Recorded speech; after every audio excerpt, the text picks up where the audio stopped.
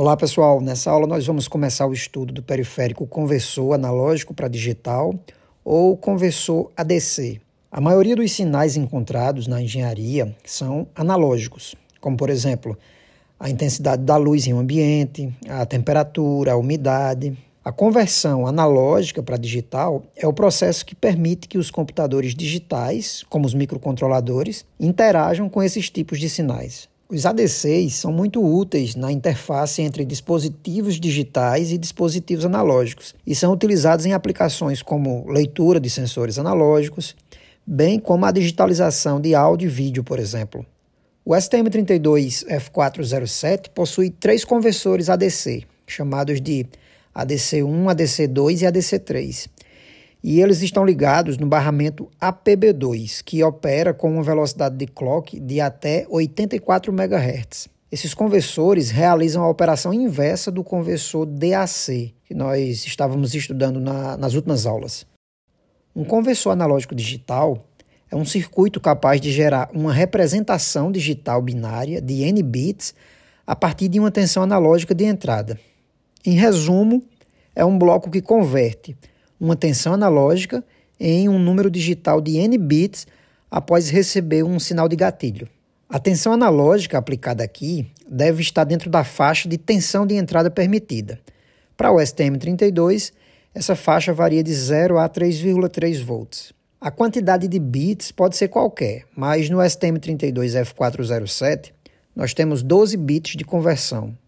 Então, com N igual a 12 bits, nós conseguimos ter aqui 2 elevado a N códigos binários na saída do conversor, para essa faixa de tensão de entrada, o que resulta em 4.096 diferentes códigos, que variam de 0 a 4.095.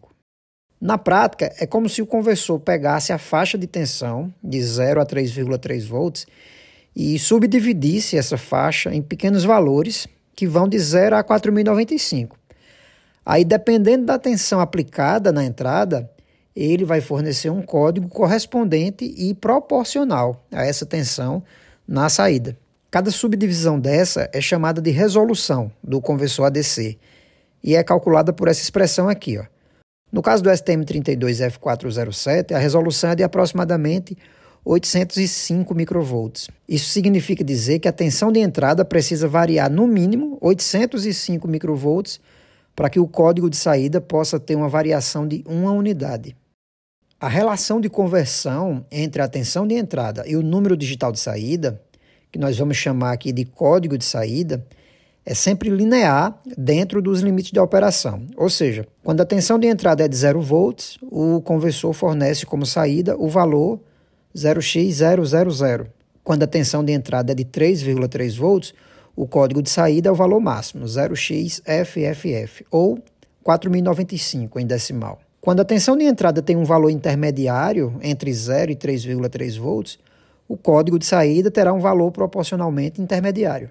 De forma geral, o código de saída de um conversor de N bits pode variar de 0 a 2 elevado a N-1, e o seu valor, em função da tensão de entrada Vin e da tensão de referência, Vref, é definida por essa expressão aqui. A função round aqui retorna o inteiro mais próximo do valor resultante da expressão entre colchetes, já que a saída do conversor ADC representa um valor inteiro.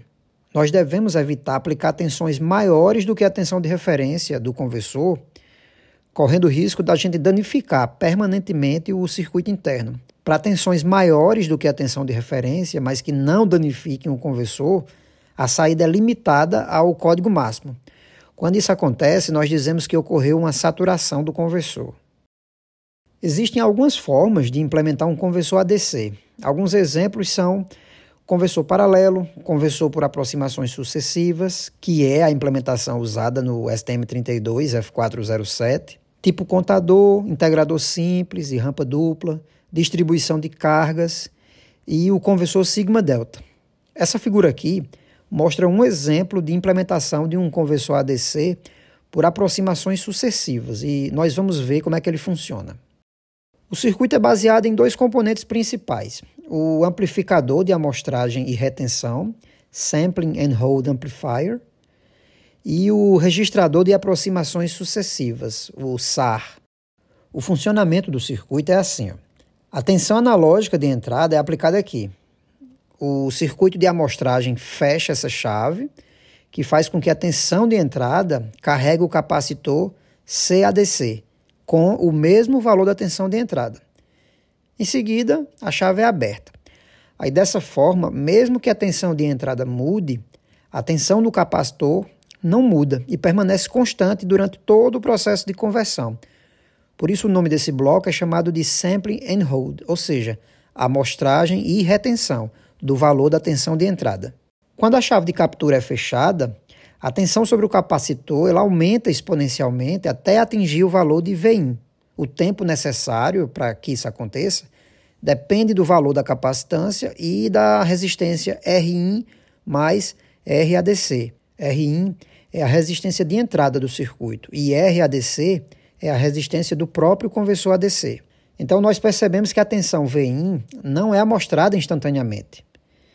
Então, para se ter uma conversão precisa, o software precisa deixar a chave de captura fechada pelo tempo suficiente para carregar corretamente esse capacitor CADC. O tempo na qual a chave de captura deve permanecer fechado é chamado de tempo de amostragem, ou sampling time, e ele é configurável. A tensão de entrada amostrada passa por um buffer analógico e é fornecida na saída desse bloco como V-sample. O bloco DAC é um conversor digital para analógico que nós estudamos no capítulo anterior. Em resumo, esse bloco DAC recebe o código digital de saída do registrador SAR e converte para uma tensão analógica VDAC. O bloco comparador fica comparando as tensões V-sample e VDAC e fornece em sua saída um nível lógico alto, se V-sample for maior do que VDAC, ou então baixo se V-sample for menor do que VDAC. A lógica de controle do registrador de aproximações sucessivas usa um algoritmo de busca binária para encontrar o número digital que representa de forma mais aproximada o valor da tensão de entrada. A lógica de controle muda dinamicamente o valor binário da saída do registrador para que a tensão de saída do conversor DAC, que é o VDAC, se aproxime da tensão amostrada. Então veja, se o conversor AD tem uma resolução de n bits, a aproximação sucessiva leva n passos para ser concluída. Por isso, a conversão AD não é um processo instantâneo, mas exige um pequeno intervalo de tempo. Quanto maior a quantidade de bits do conversor AD, melhor vai ser a sua resolução. Mas isso exige mais memória para armazenar os valores digitalizados e exige também mais tempo para a conclusão da conversão. Vamos ver um exemplo de conversão de uma tensão de entrada de 0,69 volts, que é o V-sample, com um conversor de 4 bits. Vamos supor que a faixa de tensão de entrada pode variar entre 0 e 1 volt. 1 volt, nesse caso, é a tensão de referência. Então, durante a amostragem, o capacitor se carrega até atingir a tensão de entrada, ou seja, 0,69 volts. Aí a lógica de controle inicia a conversão setando o bit mais significativo da saída, ou seja, a saída do DAC é em binário 0B1000, fazendo com que a tensão VDAC vá para 0,5 volts e comparando esse valor com o valor de V-sample. Como o V-sample é maior que VDAC, a lógica de controle mantém esse bit setado e seta o segundo bit da saída, ou seja, a saída do ADC vai para 1100, fazendo com que VDAC vá para 0,75 volts, que representa 3/4 da tensão de referência. Como o V-sample é menor que o VDAC nesse caso, a lógica de controle reseta o segundo bit e seta o terceiro bit da saída, ou seja, a saída do DAC vai para 1010, fazendo com que VDAC vá para 0,625 volts. Como o V-sample é maior que VDAC nesse caso, a lógica de controle mantém setado o terceiro bit da saída e seta o quarto e último bit, ou seja, a saída do ADC vai para 1011, fazendo com que VDAC vá para 0,6875 volts. Como V-sample ainda é maior que VDAC, a lógica de controle mantém o último bit setado e aí o processo é concluído. Aí dessa forma, a conversão AD do sinal de entrada resulta numa saída do ADC de 1011, que é o número 11 em decimal. Se a gente usar a expressão que fornece o valor de saída do conversor com os dados desse exemplo, nós vamos obter exatamente o mesmo valor. Agora, falando especificamente sobre o STM32F407, ele possui 3 conversores AD de aproximações sucessivas, com resolução de 12 bits, nomeados como ADC1, ADC2 e ADC3. Essa figura aqui mostra o diagrama de blocos de cada um dos ADCs. Cada ADC possui 19 canais de entrada multiplexados, chamados de ADC IN 0 até ADC IN 18. Isso permite que cada ADC possa medir sinais de 16 fontes externas, que são os pinos de PIO, 2 fontes internas e mais o canal VBAT. Esse canal VBAT é a tensão no pino VBAT, que é usado para conectar uma bateria, que mantém os ajustes do relógio de tempo real interno do STM32. A tensão em cada entrada pode variar de 0 a 3,3 volts. Apesar do conversor ter 12 bits, nós podemos configurar nos bits RES do registrador de controle CR1 do módulo ADC. Nós podemos configurar a resolução para operar com os 12 bits ou com 10, 8 ou 6 bits, perdendo um pouco da resolução, mas reduzindo o tempo de conversão e a necessidade de memória para armazenar os dados digitalizados. Os dados digitalizados são armazenados no registrador de dados, DR. O final da conversão é indicada pelo bit EOC, de End of Conversion, no registrador de status CSR. Também é possível a gente habilitar no registrador de controle uma interrupção ao final da conversão. O tempo de amostragem de cada canal pode ser configurado nos registradores de amostragem. O disparo de início de conversão pode ser feito por software ou sinais externos, que vêm de temporizadores internos ou de outros pinos do microcontrolador. Para poder funcionar, o ADC precisa de 2 sinais de clock. O clock para acessar os registradores, que é o clock do barramento APB2. Esse clock pode ser habilitado individualmente para cada ADC por meio dos bits ADC1 é N, ADC2 é N e ADC3 é N no registrador APB2NR do módulo RCC. E o outro clock é o clock para o circuito analógico do conversor de aproximações sucessivas, que é o ADC-CLK, que é comum a todos os ADCs. Esse sinal é gerado a partir do clock do barramento APB2, dividido por um prescaler programável pelos bits ADC-pré do registrador CCR. O valor máximo permitido para o sinal ADC-CLK é de 36 MHz. Então, o valor do prescaler deve ser selecionado adequadamente. O circuito do ADC é ligado configurando o bit AD-ON no registrador CR2. E a conversão inicia quando o bit SW-Start, aqui também nesse registrador, é setado. O ADC trabalha em 4 modos de conversão, como mostrados nessa figura aqui. O primeiro modo é quando eu executo uma conversão simples de um único canal. O canal escolhido deve ser selecionado pelos bits SQ1 do registrador SQR3. O resultado da conversão é armazenado no registrador DR. Depois da conversão, a flag EOC, End of Conversion, é setada no registrador CSR. O conversor pode gerar uma solicitação de interrupção se o bit EOC-IE no registrador CR1 estiver setado. Nesse modo, após o disparo da conversão, o canal selecionado é convertido uma vez e o ADC fica aguardando um novo sinal de disparo. No modo de conversão contínua de um canal, na segunda imagem aqui, o ADC inicia uma nova conversão imediatamente após concluir a anterior. Só é necessário o primeiro disparo nesse caso. Para usar esse modo, o bit CONT do registrador CR2 tem que ser setado. O conversor também pode executar a conversão de uma lista pré-definida de canais no modo de escaneamento, nessa terceira imagem aqui. Depois de um disparo, esse modo converte, numa ordem pré-definida, a quantidade e os canais especificados nos registradores de sequência SQR1, SQR2 e SQR3. O resultado de cada conversão é armazenado lá no registrador de dados, DR. E depois da conversão, a flag EOC é setada no registrador CSR. O ADC pode gerar uma solicitação de interrupção se o bit EOC e E no registrador CR1 estiver setado.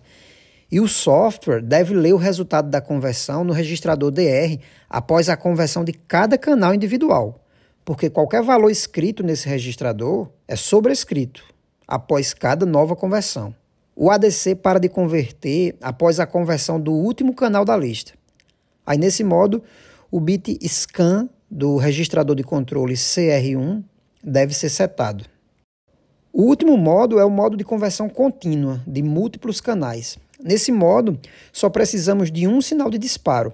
O ADC inicia continuamente uma nova sequência de conversão após a conversão do último canal da sequência. Nesse modo, os bits cont e scan devem ser setados. Como eu falei, nós podemos modificar a resolução da conversão escrevendo nos bits res do registrador CR1. Porém, o registrador do resultado da conversão, que é o DR, em todo caso ele tem 16 bits válidos.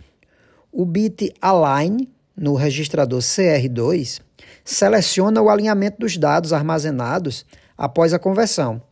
Os dados em DR eles podem ser alinhados à direita ou à esquerda, como mostrado nessa figura aqui.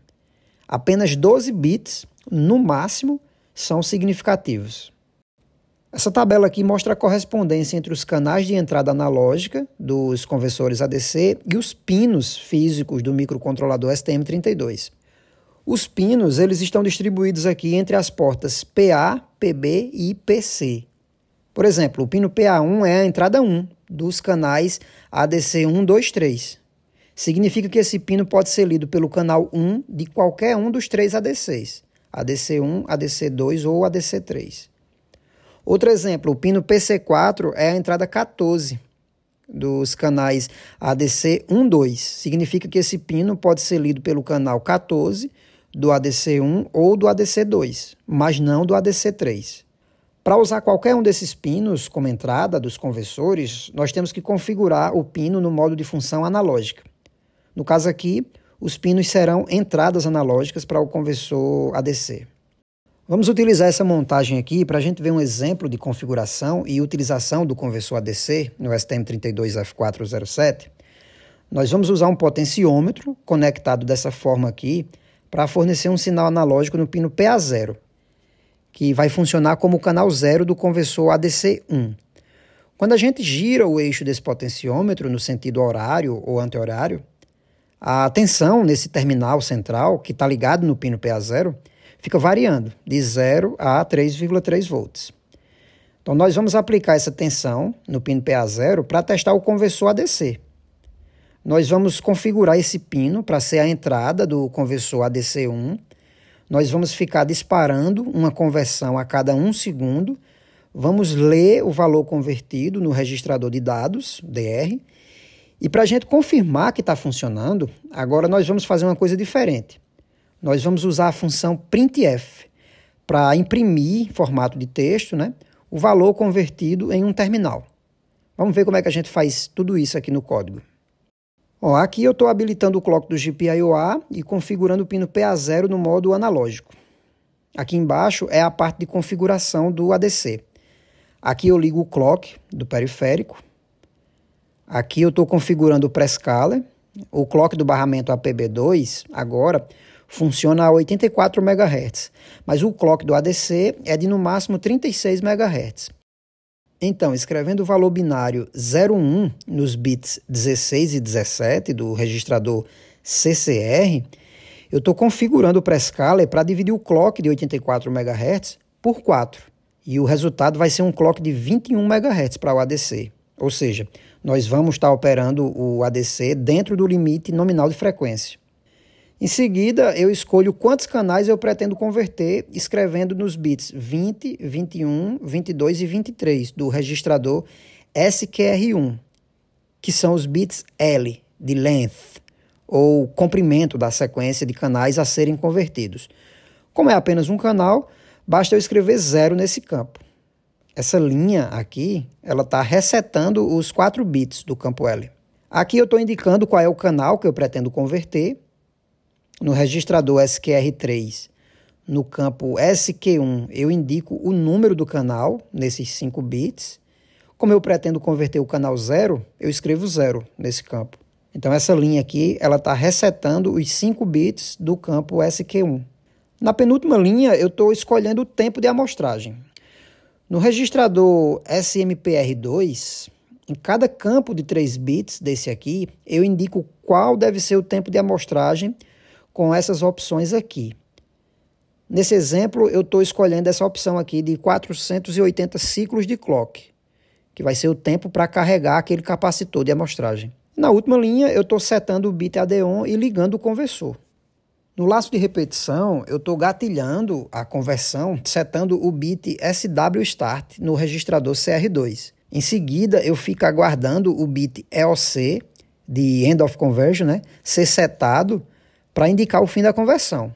E em seguida eu faço a leitura do valor convertido no registrador DR.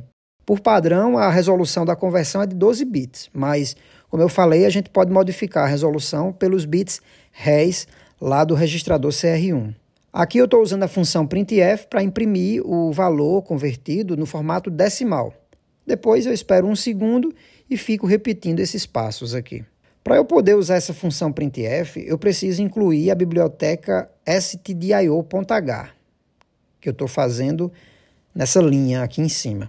A função printf aqui vai usar um periférico de comunicação serial do microcontrolador chamado USART, que está ligado no ST-Link na nossa placa de desenvolvimento. Esse periférico nós não vamos abordar agora e nós vamos usá-lo de maneira transparente. Mas para a gente poder utilizá-lo, eu tenho que chamar essa função aqui no início, que é a USART1 init. Então vamos compilar e gravar e ver esse código. Eu já estou com a placa gravada aqui e o potenciômetro também já está conectado. Esse terminal está na linha de 3,3 volts, esse outro aqui está na linha GND e o terminal central está fornecendo a tensão analógica ao pino PA0. Quando eu girar o eixo aqui, a tensão analógica vai mudando entre 0 e 3,3 volts. Para a gente ver os valores sendo impressos, nós vamos usar esse aplicativo aqui, que é o Thermite, que é um monitor serial. A gente vai precisar vir aqui no menu Settings, escolher a porta COM que o ST-Link cria no sistema operacional. E no baud rate aqui, na velocidade de comunicação, nós especificamos o valor de 1 milhão. Essa velocidade é a que é configurada lá na função USART1 init. Em seguida, nós clicamos OK e pronto. Nós já estamos vendo aqui os valores impressos aqui na tela. Se eu for girando aqui o eixo, perceba que os valores convertidos e impressos, vão aumentando ou diminuindo conforme eu vou alterando aqui a tensão de entrada do canal 0 do ADC. Nós podemos fazer a mesma coisa usando a biblioteca utility com as seguintes funções. ADC init, ele inicializa o canal ADC1 no modo de single channel, ou seja, eu só quero converter um canal com uma resolução de 12 bits. Na função ADC single channel, eu digo que eu quero converter o canal ADC em 0 do ADC1. E aqui no laço de repetição, eu posso simplesmente usar a função ADC get single conversion do ADC1.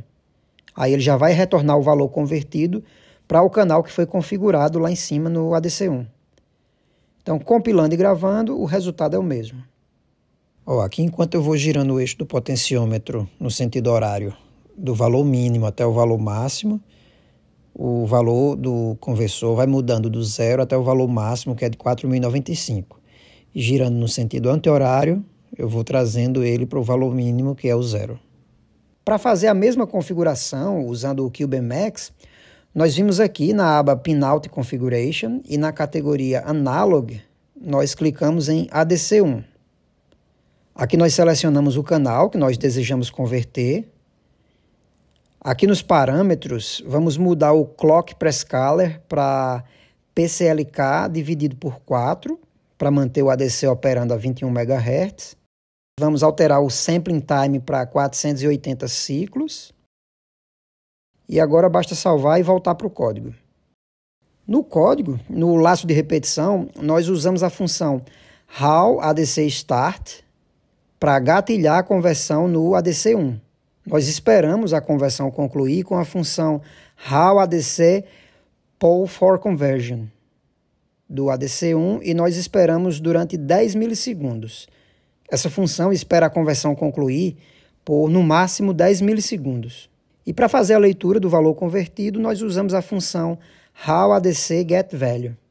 Agora é só compilar e gravar para obter o mesmo resultado.